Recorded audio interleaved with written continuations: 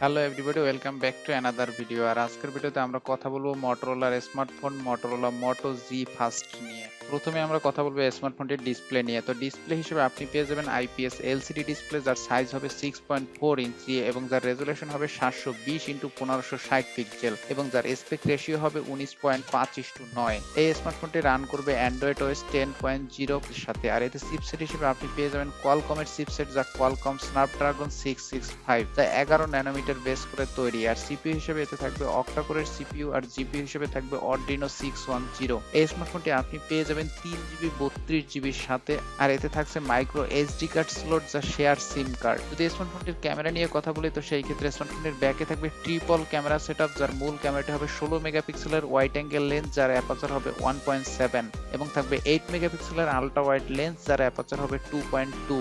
থাকবে 2 মেগাপিক্সেলের macro lens, যার অ্যাপারচার হবে 2.2।